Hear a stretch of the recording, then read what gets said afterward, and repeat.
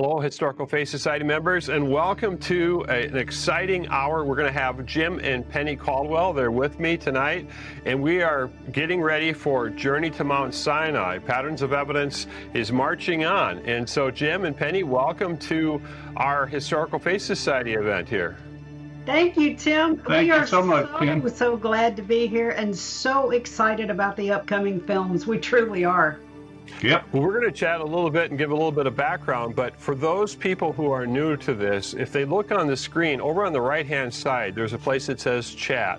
And this is your opportunity to write in a question for Jim and Penny Caldwell. And I met you, this is crazy, but almost exactly 20 years ago. Yes. It is. Been a while. Well, I think what we're going to do is we're going to tell a little bit of the background of how this came about. It was about late August, maybe early September of 2002. And we were in and around Gulfport, Mississippi. We had some friends that said, you've got to go see this guy over in Gulfport because I think he's going to be talking about Mount Sinai, and I think he might have some of your photos. Well, we decided at the last minute we would go do that. Long story short, we got into a audacious hailstorm that likely almost swerved us from going. We ended up getting there, and as it turns out, it was a guy by the name of Michael Rood. And Michael Rood, at the end, we met him and we said, those are our photos.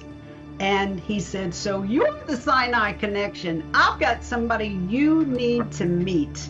And the name of that man was Mr. Tim Mahoney. And we made a phone call and began to speak with you. And that was literally almost exactly 20 years ago. We told you that we had a lot of film and stuff of the Sinai area. And at that time, it was very hard to come by film, as you well know. And you and Mr. David Wessner and a gentleman who became a very dear friend as well by the name of Leonard Muller, and y'all all landed in our living room. It's so funny, I keep saying it, but it's so funny. It's just right at 20 years ago. For people who don't know your backstory, it's that you lived in Saudi Arabia working for the oil industry. And Jim, just share just a little bit about how you became an Exodus explorer, the two of you, and starting to look for the route of the Exodus. So I took a job in Saudi Arabia in 1988, and the job was, I promised her that we would be there for 2 years, and we were saving up enough money to come back to the U.S. and start a hardware store. And guess what happened? Things changed. Very much so. God had a different direction for us, and it wasn't a straight line from point A to point B, but it was all over the place, including a lot of travel inside Saudi Arabia. Yep. But after the Gulf War, I had a vision. I had a vision that happened to me where I saw the Ark of the Covenant being carried through the desert back to where it was built. And I had really no knowledge about the Ark of the Covenant or where it was built or anything like that. So this was December of 1991, right after the Gulf War. And it started a lot for me, a lot of research looking into where was the Ark of the Covenant built. And then some background on why that might be a possibility that it could be there. And so I told Penny, let's pack our bags and we're heading to Egypt because we're going to go to Mount Sinai, which is known, it's in Egypt, right in the Sinai Peninsula, and that we were going there to find the Ark of the Covenant. Now you can imagine the reaction I was getting from her, but she understood, especially from the response physically that I had to the vision and the events that took place. It was a total change. It literally changed my life and my direction. when you had this vision, I mean, not everybody has visions of the Ark of the Covenant. Was it when you were sleeping, or what? How it happened? I was actually at work. I was working a 3 to 11 shift, and it was evening. I was by myself, and it was evening. This was in the Raston Herb refinery. I covered all digital control systems, and I was done kind of with the evening work that I had to do. It had just got dark, and I went over to our measurement building, I call it, our it's like a double wide trailer. Opened the door, went in, and I sat down at my desk, and I left the lights off. So there was just the LEDs for chargers and that kind of thing that lit the room up. And I sat back in my chair, and I looked up, and over my desk was a whiteboard. And that whiteboard lit up like a movie projector. It was as if I was being pulled into something. Mm-hmm. And that's where I started to see these characters, you know, with oxen pulling carts, one man out front dressed like a rabbi, and kind of covered up in desert wear, Thoben Gooch or whatever you want to call it, but darker clothes. And he turned to me, and without opening his mouth, he just spoke to me that this is the Ark of the Covenant, and we are carrying it back to the place that it was built. And you're going to go there, and you're going to find it. And boom, that was the short story of it. And some of these places we went to, Tim, I could tell you that was where I was standing when that vision happened. And it was in the vicinity on the north side of the whole Jebel Laws, Amakla complex. But yeah, that's what started us on, and we immediately planned a trip and went to Egypt.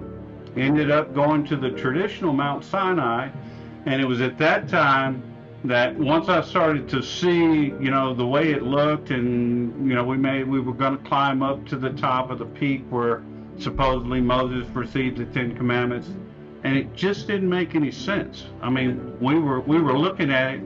I had studied. I've got right here.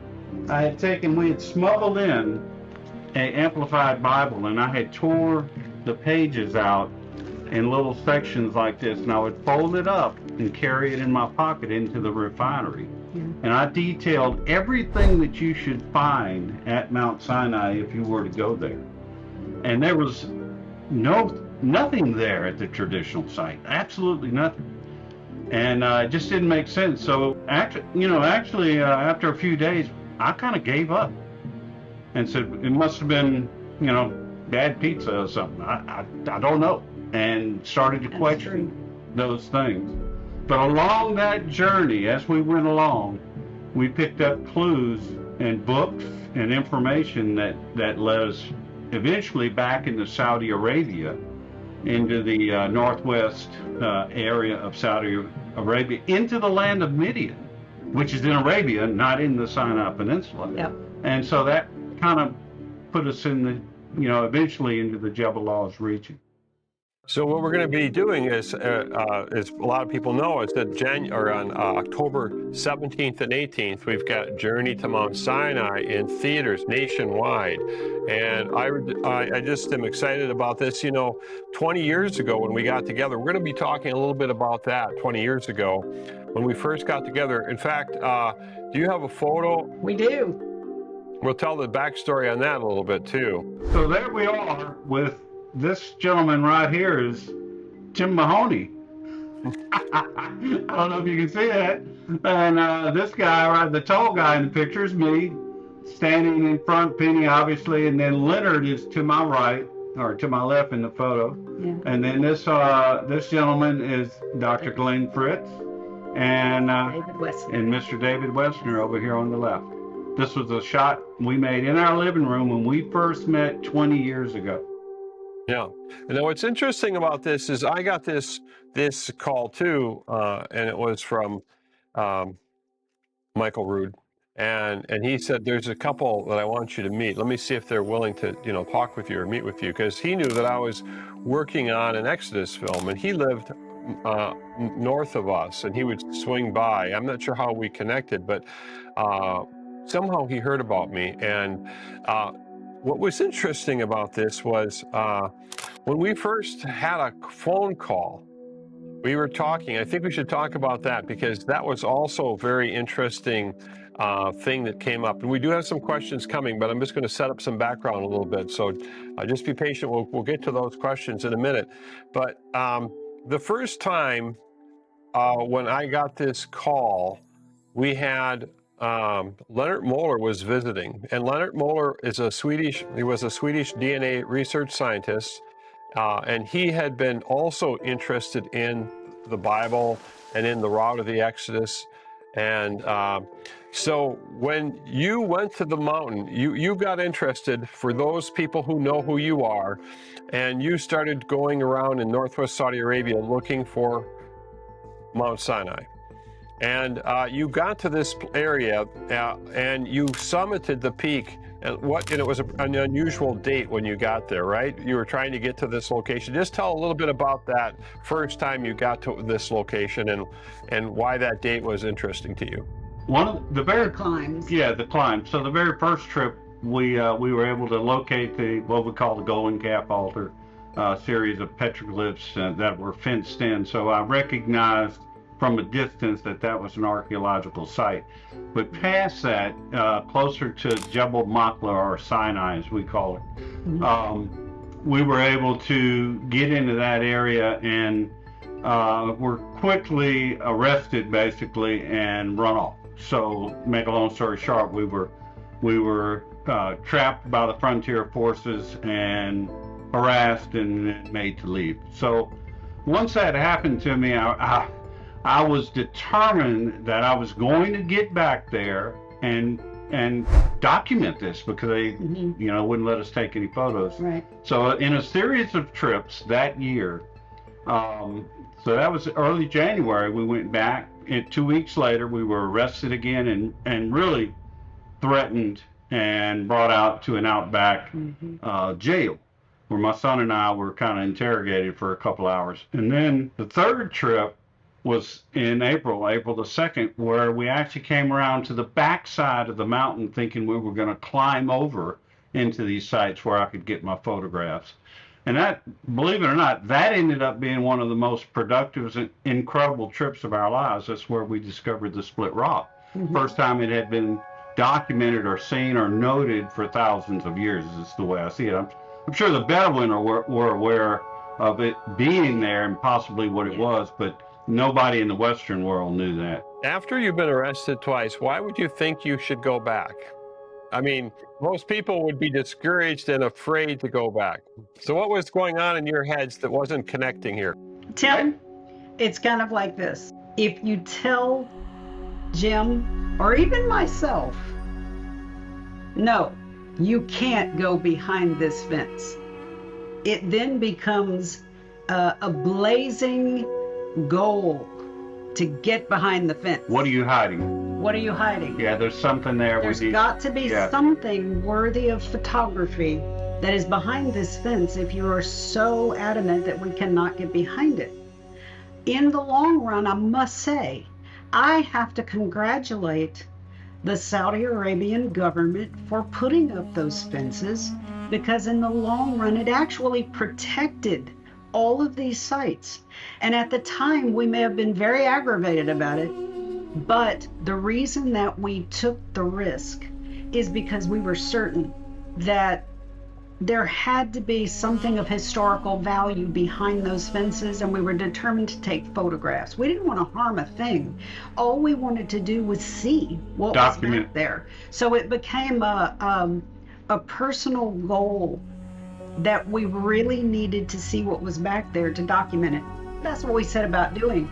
But what you were asking about, eventually we saw these two peaks of the two highest mountains in that region. One is Jebel Makla, that is the darker peak.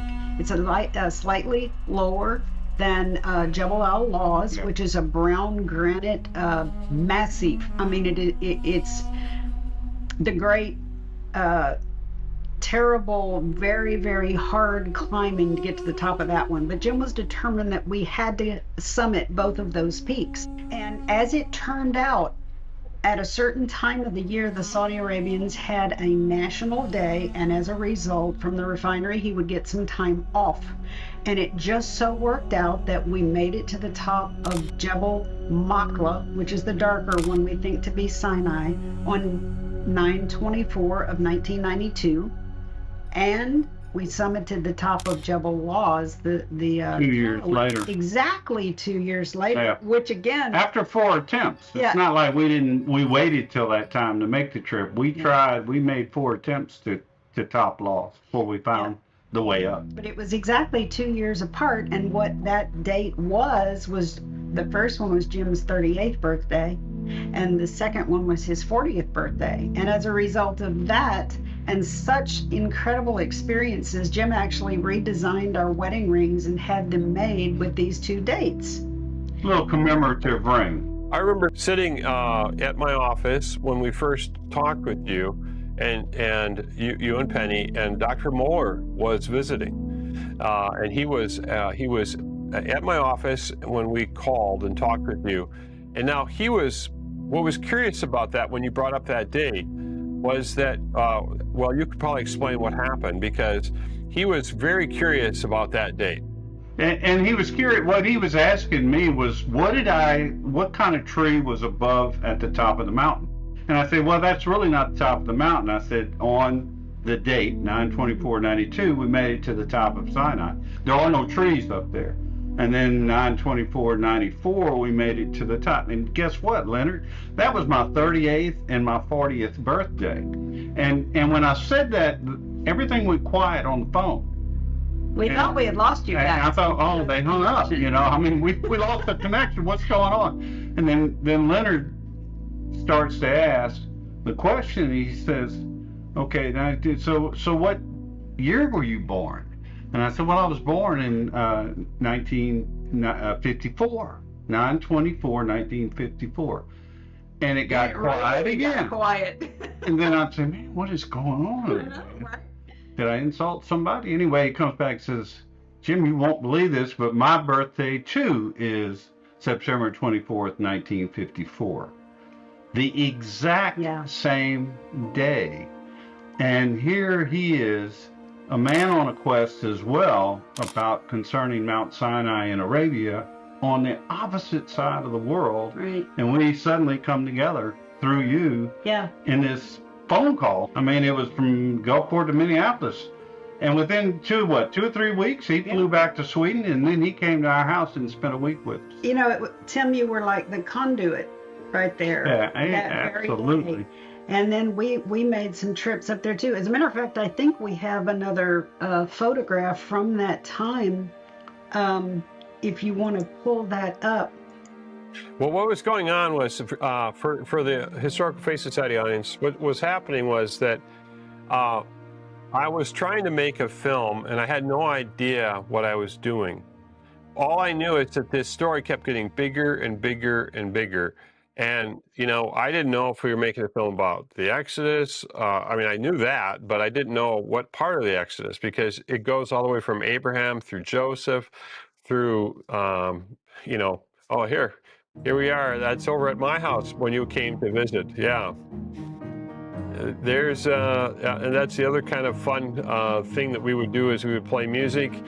You guys are a great singing duo and guitarist. Jim, you're a fantastic guitarist, and we had a real great connection there. I'm not sure if it was Minneapolis or St. Paul. Tim, you would know, but you brought us to a coffee shop, and we wound up all there together that night. It was just a wonderful evening. We have a question here. For some people, there was another person who lived in Saudi Arabia who also got involved with the search from the other side of the world, from Korea, and his name was Dr. Kim.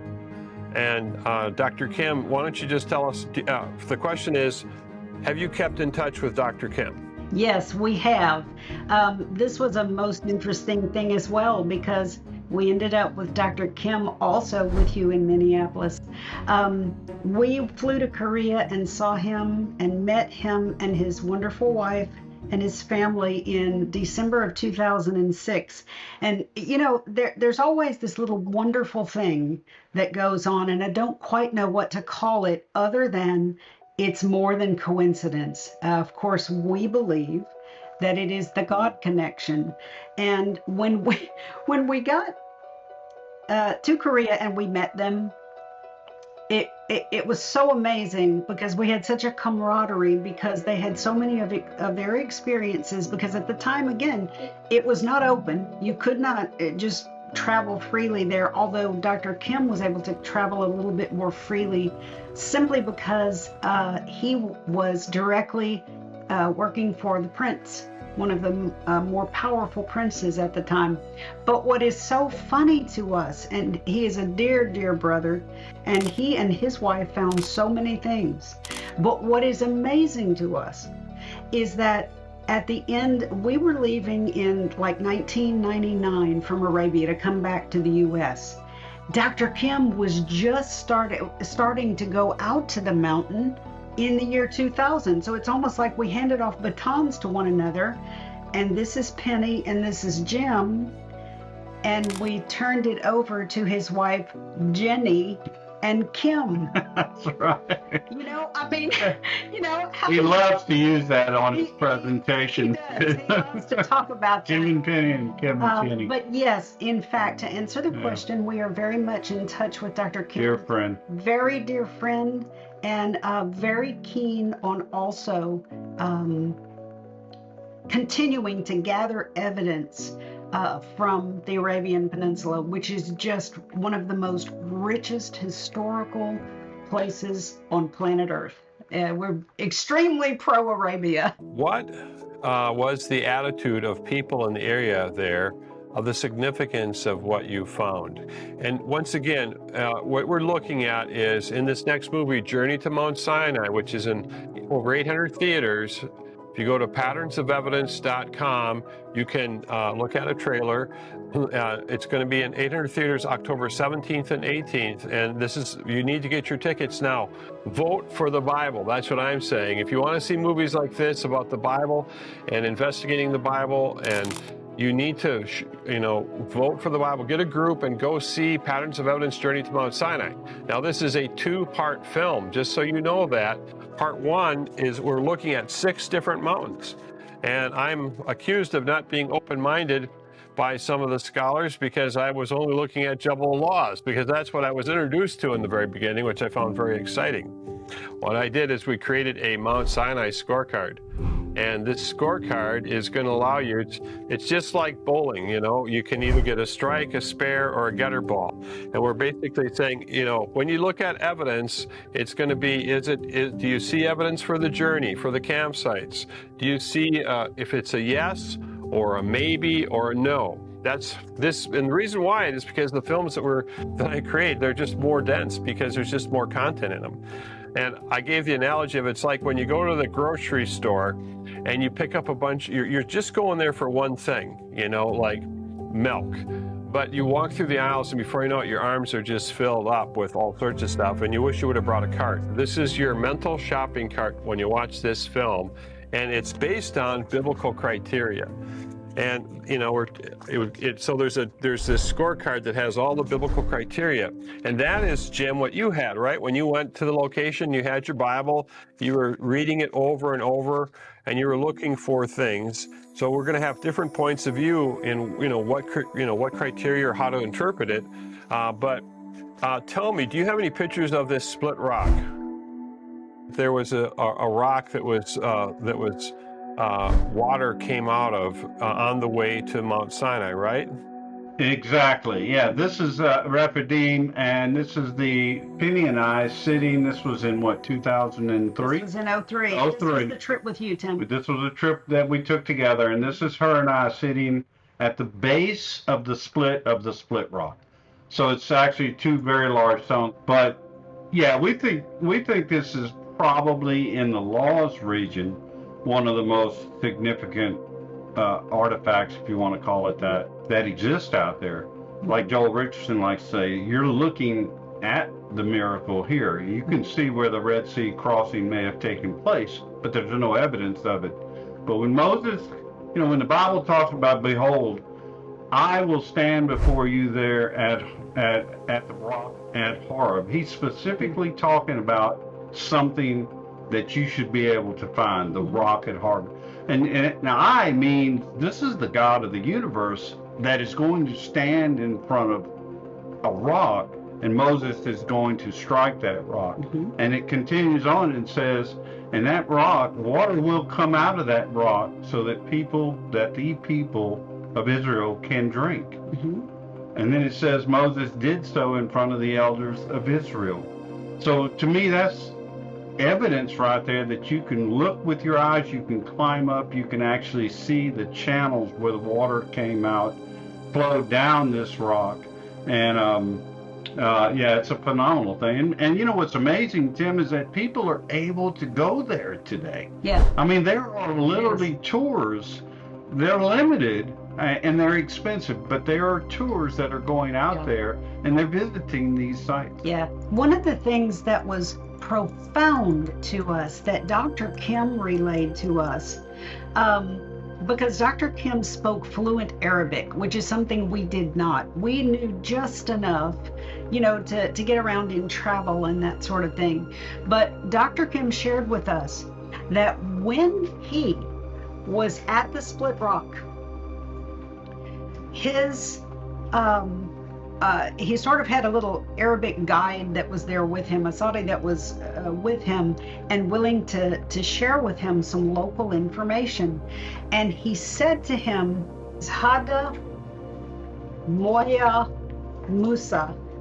And again, I may have that transposed a little bit, but those are the words. And he said that we have known always that this is the water of Moses. And they have tried to protect it for all of these years. So if the question is about what the locals think about the significance of these things, it appears from what they spoke to Dr. Kim that they have known about these things for multiplied years. He also was told by the same Bedouin that with regard to like the writing on the rocks, that which is called archaeologically Thamudic in this area and also in other areas in the Middle East. And he was told by one of the locals, speaking of these different sort of things there, that Yahud put this here. And Dr. Kim said, what Yahud? What Yahud? And he said, the Jews. Jews put this here. So that to come from someone who is local in the area, I believe that they have always known, you know, that these things may very well be related to the Exodus. And that was absolutely profound to us. So I believe that the local people do know the significance of these things. And in some, you know, in reality, I believe there are many of them that would actually embrace it because Musa is Moses also in the Quran, and he is known as a prophet unto God as well. So I believe that they hold these places to be dear as well, for the most part. So I think that they do know the significance, and I believe many of them would be quite willing to preserve them. If anyone has any more questions, now's the time to ask Jim and Penny Caldwell. They were out searching. Of course, we know that Bedouins in the Egyptian Sinai Peninsula area also believe that, you know, that's the location. So we've got competition with people claiming that this is the location. And let me just say right there, Tim, you truly have done an amazing job of gathering information all over these years. And I don't know how anyone could say that you are biased to any of these things, because we have known you for these 20 years and you have spent hours and hours and hours of travel and investigation looking at everyone's information, just like what you just said. That is an absolute proof that you are looking at all sides of a story and looking for what things have the most evidence. And that's just a fact. And we have always appreciated that very much. Your films, the other films, Patterns of Evidence,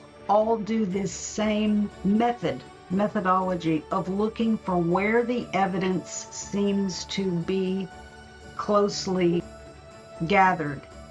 You know, people can ask the question, oftentimes they ask it when someone wins the World Series, or they what did it feel like? Or, for you, was there any sense, because I know, once again, some people have had a very strong feeling, when they've been in other locations, that this was inspiring to them.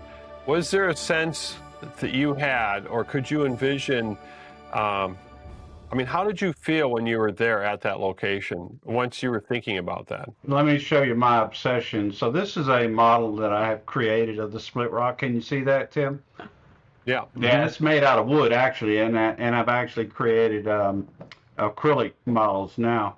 Over the years, just to be able to reflect back on the things that have happened. No, I didn't find the Ark of the Covenant, but I think there's a realization that we did find some amazing things, and we have in the last few years, really worked towards being a kind of a Jesus-centric ministry, and we look at this as being a representation of Jesus Christ in the desert, and it is something that can bring hope. I canceled all of my subscriptions to BAR, to magazines that are related to biblical research over the years, purely because the way they present material is as if the Bible is nothing more than lore and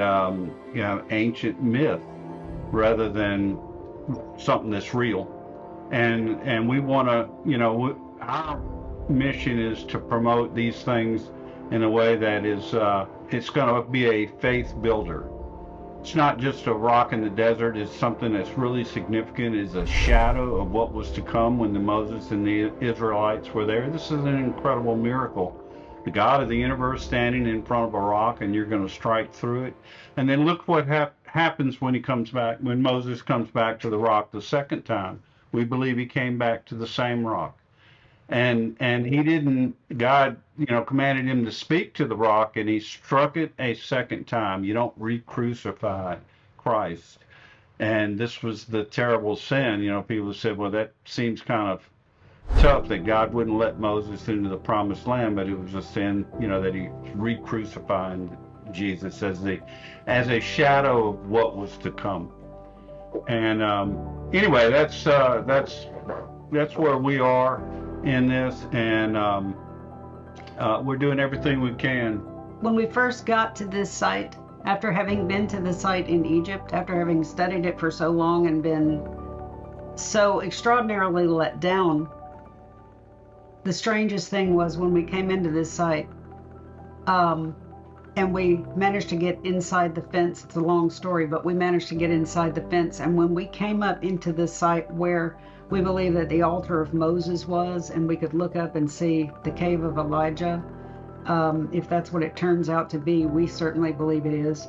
And when we looked up and saw that and looked around us and realized where we were standing, we both hit the dirt. That's how profound it personally made us feel. Now, are personal feelings archaeology? No, they're not. And we certainly would not propose anything archaeological. We're not archaeologists. And I thoroughly believe in thorough investigations of places. But in the long run, of course, we really do truly believe that as these things are excavated by the professionals, they're going to find some things that are going to boggle their minds in this site in Northwest Arabia, in Land of Midian. I know that we're just seeing some comments that said that it seems this whole experience for you has strengthened your faith.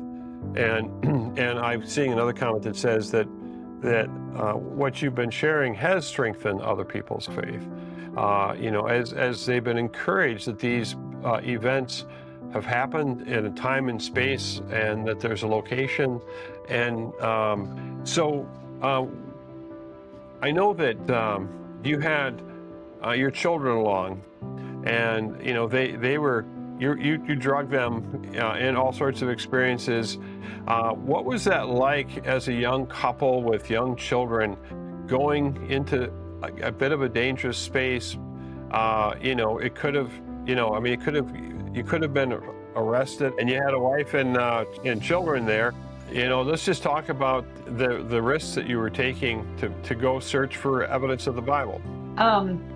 Well, first off, let me just say right off the bat, we have two extraordinary children. Lucas and Chelsea are, there are our eyes, our ears, and our hearts. In fact, we're gonna put a couple of pictures up here. This particular picture, this is when you were filming, Tim. That's some of your camera gear and your lighting systems in the back. They were in high school at the time, and their experiences are extraordinary as well. And some of my favorite video and footage of kids. Just pop over there to another one there real quick. There it is. Yeah, that's them out on these are them out one of the climbs. This was on Laws proper. You can see by the brown granite. But we lived on a compound and they had a whole lot of friends. And instead of being able to play with their friends, whenever their parents had time off, we drug them off into the desert and over to the other side of the country. And that was like a 27-hour drive. So these were huge distances. Yeah. I wore out 4 trucks while in 12 years, over 1 million miles. I mean, there was a lot of travel that went into this. I mean, I didn't leave them at home. They came with us. They came with us, and they had their own little backpacks, and they trudged right up those mountains with us. Yeah, they did. And,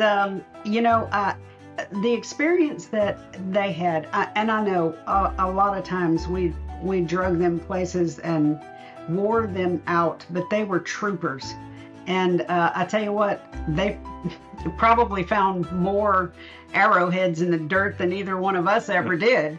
But I can tell you, we were also able to take them, because we lived in the Middle East, we were able to take them on trips into Israel and right into Bethlehem and right into Masada and down by the Dead Sea and all of the Sinai points of evidence within Arabia. And although, because we were in the country we were in at the time, we really didn't have like a big church building. They weren't on every corner. In fact, they were quite illegal at the time. But the kids could see from the very beginning that the stories that we were reading them in the scripture literally had potential on the ground fulfillment. It was very clear when we would go by in fact, when we got up to the golden calf altar the first time, we had told the kids, we have to be quiet. We can't be screaming in this valley because we might get run off. And Chelsea whispered out and said, "Look, Dad, it's the cows." There's 12 cows. Okay, good. And we were there standing at the potential site for the golden calf altar. And I would never trade having those experiences with my kids for anything, because I believe it put something deep inside of them that they could literally put a place to a story. And when we saw the kind of effect it had on them, we felt like everybody needs to know this. Everybody needs to see this, because I know we are supposed to walk by faith and not by sight, but in the grand grace of God, I think things are being uncovered in the day and time in which we live, and a lot due to technology and whatnot, and the ability to find things and ascertain what they were scientifically. But I think it is really leaving a massive foundation, particularly for the Old Testament, where sometimes, like when I was growing up, it was something that we learned in Sunday school, but didn't necessarily have a picture in our mind as to where that location might have been.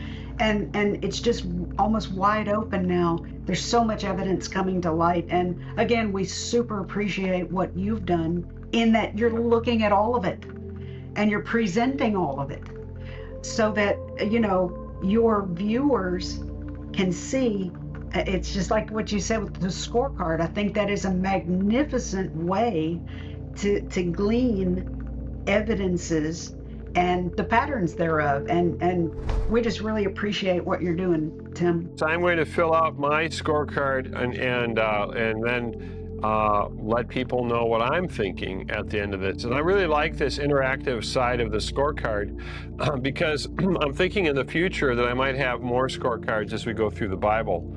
I want to ask you, what has happened to your faith personally? Because if you wouldn't have been involved with Mount Sinai, you just would have went over to Saudi Arabia, you had a job, and then you came back. I mean, what has changed about your life because you've been pursuing, I mean, I don't think you knew you were going to be pursuing anything. I think you just were kind of surprised by it all, right? Yeah, the hardware store dream disappeared. It evaporated. It's gone. Pretty quick. Pretty quick, yeah. I spent the last years of my life devoting every ounce of energy into this, into the research, into just trying to get the message out, helping out wherever we can. We give things away as fast as we can. If anybody asks me a question, I'm free with information, whatever they want to know. I'm willing to share. Same thing with video, and I've shared tons of stuff with many different people. And we try to be a conduit for. Right now, Penny picks up on people that have been there and have stories, interesting stories they want to publish, and we'll put them on our blog, on our Split Rock Research Foundation website.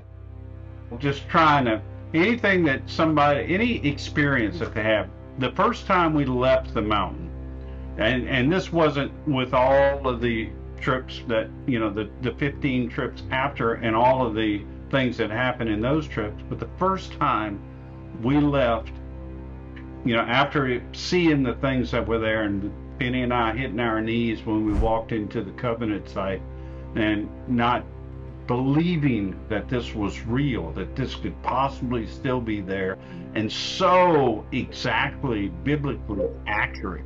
I mean, it was just like the Bible they had just left the area and left everything intact. The altar, the pillars, the cave of Elijah, all these things were right where they should be. And so it kind of, when we were leaving, I said, someday someone needs to be able to capture how special this is, the emotions of it, the faith building energy and emotion that comes out of just going there and experiencing it. But I wanted people to experience it in the way that we had experienced it. Yeah. That it brought us together closer, made us more Bible-centric, made us more Jesus-centric, and said, this is our purpose, it's why we're here, and to spread the word, spread the good news. I mean, this is what this is. This is good news. This is faith-building news. If people want to follow what you're doing and the blogs that you have, they would go to Logan has put it up on the screen on the chat here. It's www.splitrockresearch.org. Splitrockresearch.org. You can look at that. And come on now, if you have any questions, we were coming down to the end of our time here. Now's the time to ask Jim and Penny any questions you'd want. One of the questions is the pillar on the Arabian side of the Gulf of Aqaba. Did you ever go searching for anything like that? We did. We took an entire 2.5 days running grid patterns. This was in early 1992, April, May time of 1992. And we ran grid patterns for about 20 kilometers up and down the beach, and we never found a pillar. Yeah. But we did find a marker. And it was it was about this big around, and there was a brass plate that the government had put on top of this concrete pillar about this, and all it said on it was Red Sea marker. And we took pictures of that and everything just in case something may have been there. Something may have been there. And they removed it. Right. That was the impression that I got. Something may have been there. And we never actually saw it with our own eyes. It's an unusual place, and when the when surveyors come out, they usually put those in different areas, so you'll see more than one. But the alluvial fan across from the Weeba, about 20 kilometers wide, like she said. Yeah. And then it comes up because it's the Wadi Abiyad dumping its water and sand over multiple thousands of years into that area across from the Weeba, which is doing the same thing from the Wadi Watir. And so these two come together, and that's what forms that natural land bridge underneath the water there at the crossing site. But what we did is we went to the Arabian side, and then we would go down the beach, go up about 50 yards, 100 yards, and then go back the other direction the best that we could, because there was some, it wasn't a straight line every time. And then we'd come back. We went as far up towards the mountain range as you could where there might be something there. Mm-hmm. And that was, like she said, that was the only thing that we found. I'm not saying that we didn't miss something. We could have. The distances in Arabia are vast. These are huge areas. And we quite honestly do believe and are very excited that if, very qualified archaeological teams from around the world are enabled to go in there, and I really think now they will. I think they will open this up. I think lots has changed over there for the better. And I really do believe that they are going to come across some amazing finds, and you're going to find out that they do indeed relate to the Exodus. For such a long time, it's been restricted. That was the reason why different people went in, because they were so desperate to search for evidence of the Bible. These, let's say, Exodus explorers. And in fact, when you see Journey to Mount Sinai, we're going to be talking about people who are very desperate, that wanted to search for evidence of the Bible and went illegally into Saudi Arabia to look for it. Now, someone has asked the question, oh, by the way, so go to the theaters, vote for the Bible. This is the time to vote for the Bible, and it's get your ticket now. If you go to patternsofevidence.com, bring a group, let other people know about it, post about it on your social media, send out emails, help us get the word out for this film. It's taken us a long time to get here. You can get to the scorecard too. You can, at that link, you can download this whole scorecard and get the biblical evidence and prep yourself for this investigation. And some people are asking, do you know if they'll ever open up the site for tourism? And what you're saying, I believe, is yes, they have. Yeah, and you can come to our website, but we can help you, get connected. There's 3 major groups right now that are going, and all 3 are fantastic. So, you can actually go there. I think there's some things opening up next year in the March, April area. So you'd have an opportunity to go. It's been pretty awesome. And I just have to give God the glory on one thing. We made 15 trips out into that region, but we also trekked all the way to southern Arabia, all the way to Egypt, all the way up to Israel, all the way. We lived in the eastern province. We crisscrossed Arabia. And all of the trips that we made in and around the mountain regions in northwest Arabia and down to the Red Sea, we were always covert during those days, but we prayed and we prayed with with the heavy backpacks and tromping through the granite. We prayed and we prayed. Sang our songs. That someday it would be open for others to see, because it literally, we know that it's all real. It's all real. And there's so much more in Arabia. That's what's mind-boggling to me. I have over the years said the only way some of these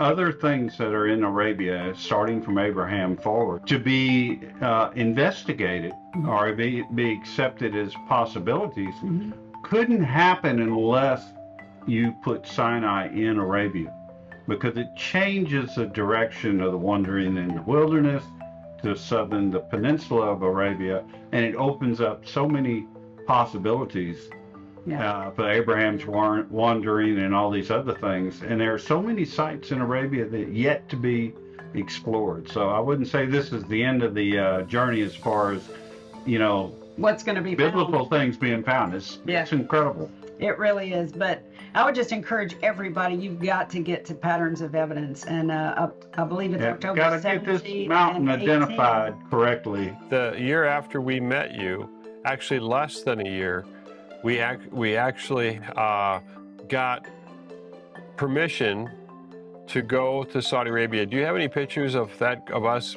there? There we are. We went with a small group. In fact, this is I'm trying to think of the name of these people that made these. Nabatean ruins. Yeah, that's quite a monument there. Yeah, there's numerous of those where they would carve them out. And so that was our group. We were able to go. We were all officially legal to be there. But at that time, we weren't necessarily welcome to be there. Well, no, you know, at the time, we were runoff. We were very welcome to be in Madan Sala. They were beginning to open this up. But there were certain other places. And like I said, I've come to understand that these places were actually being protected by the Saudis. They didn't necessarily make us happy at the time because we were so eager to see if there was any evidence there. And that's what kept us going back over and over again despite the danger. But now we were super thrilled when you guys were able to go with us in that May 2003 trip. And it's unfortunate that it worked out the way that it did, but I'm super happy that nowadays almost all of that has changed, and that the Arabians have really embraced it, and they are allowing tourism. Now, you do have to go through the right channels and everything, and you do have to go with specific groups. You can't just go wander all over the place by yourself. Yeah, it would be very unsafe to go searching on your own. Yeah. So, well, I want to thank you again for being, on Historical Faith Society, and thank you, Historical Faith Society members, for your support. When you give to Historical Faith Society, you're really helping us make these films that are coming out. Patterns of Evidence films are now based upon donations, and that's how we are able to move forward. Penny, I just wanted to close with, you wrote a book, and what is the name of the book? Oh, the name of my book is The God of the Mountain, and it's actually the personal testimony of our story. It's I really started some years ago, many years ago, in 1992, just archiving the things that happened to us, because there were so many what some would call coincidences, but after a while you realize it can't be coincidence when it keeps happening and leading you to the same place. But it's really the backstory. It's not an archaeological book. It's not all about the artifacts that are there or the stone structures or anything like that. This is the personal testimony of God's leading us in our lives and the lives of our children, and how we wound up in what place at what time, just completely miraculously. So how when we would come around the corner in Egypt and the all the lights for the block would go off at one time, and we'd be never have been able to explain that. There were a lot of those kind of events that happened. But you know, but it was like I was traveling with a scribe. She always had a journal in her hand. She was always writing, and she did some fantastic documenting of exactly what was happening to us. And I went back. I've written a screenplay, and I went back and got her notes on a lot of the events to try to make sure everything was exactly correct and how it happened. And plus, I have hours and hours of endless video from. That's what people say. Never ends. I tried to document it as much as I could. Yeah. Well, once again, thank you for, you took a lot of risks, and the question is well, where is the real location of Mount Sinai? And you're going to be sharing more of your testimony in the film that's coming up. Journey to Mount Sinai Part 2. We're going to be hearing from you, and I think we'll probably see your kids in that movie. And we're going to be hearing from a lot of other people. So once again, we're looking for patterns of evidence of the Bible, and we're thinking about it, thinking deeply. And if you want to be a part of this, you can go to patternsofevidence.com and sign up to be a thinker. If you're not a thinker, and you can also join the Historical Faith Society and be a member. So thank you, Jim and Penny Caldwell. Thanks so much, Tim. We really appreciate it.